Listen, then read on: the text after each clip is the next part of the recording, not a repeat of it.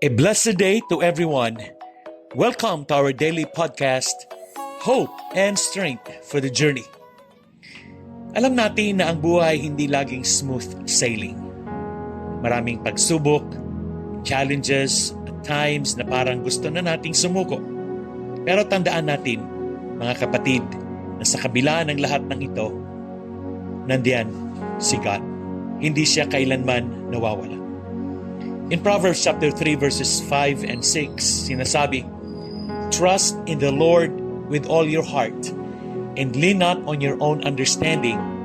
In all your ways, submit to Him, and He will make your paths straight." Ano bang ibig sabihin nito? Number 1, trust with all your heart. Minsan kasi, partial lang ang trust natin kay Lord. Kapag okay ang situation, we say, "Thank you, Lord." Pero kapag may problema, we start to doubt. Trusting God means fully surrendering our worries, our anxieties, and our doubts to Him. Ibigay natin sa Kanya ang 100%, hindi 50-50. Amen. And number 2, lean not on your own understanding. Kapag hindi natin naiintindihan ang nangyayari, madalas sinusubukan nating ayusin lahat on our own. Pero minsan, God is allowing those difficult times to teach us a lesson. Kailangan natin i-acknowledge na limited ang understanding natin. Pero si God, He sees the bigger picture.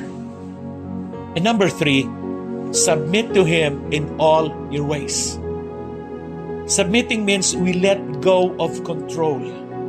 Kapag iniisip mo na lahat ng efforts mo ay hindi enough, that's the perfect moment to say, "Lord, Ikaw na po bahala."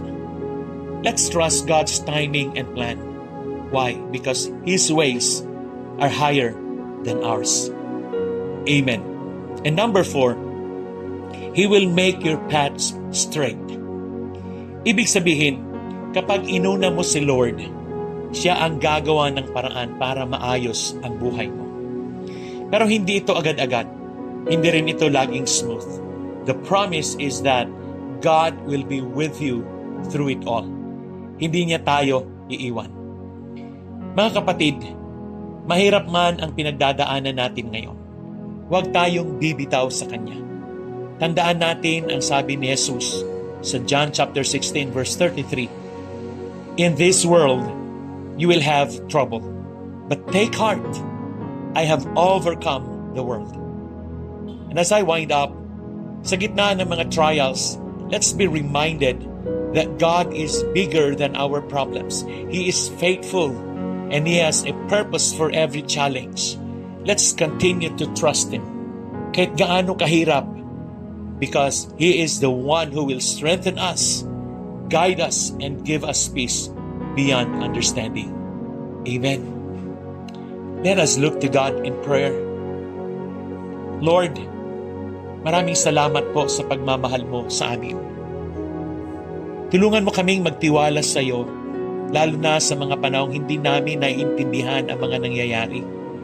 Ibigay mo sa amin ang lakas ng loob, pananampalataya, at kapayapaan sa gitna ng aming mga pagsubok. In Jesus' name, Amen and Amen. Again, good day and have a wonderful day ahead of you. God bless you and your family. See you again tomorrow.